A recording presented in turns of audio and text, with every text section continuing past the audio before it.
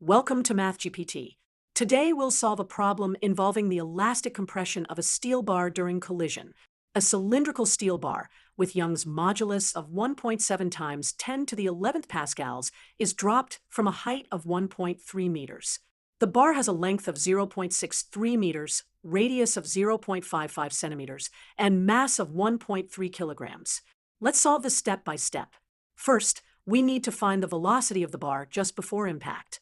Using conservation of energy, the potential energy at the top equals the kinetic energy just before impact. That means mgh equals 1/2 mv squared. Solving for v, we get v equals the square root of 2gh. Plugging in our values, we get a velocity of 5.05 meters per second. When the bar hits the floor, a compression wave travels up the bar. The maximum compression occurs when all the kinetic energy is converted to elastic potential energy in the compressed bar. For a longitudinal compression, we use the relationship between stress, strain, and Young's modulus, Y equals stress over strain, which equals force over area divided by change in length over original length. The elastic potential energy stored in the compressed bar is equal to 1/2 times the force times the change in length divided by 2. This can be rewritten in terms of Young's modulus as shown here.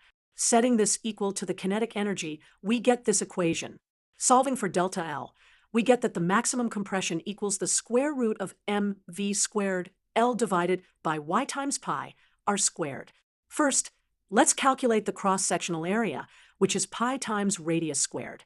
Then we can plug everything into our equation to find the maximum compression.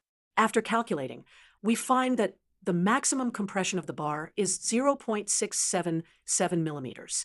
To verify this result is reasonable, let's calculate the maximum stress and ensure it's within elastic limits for steel.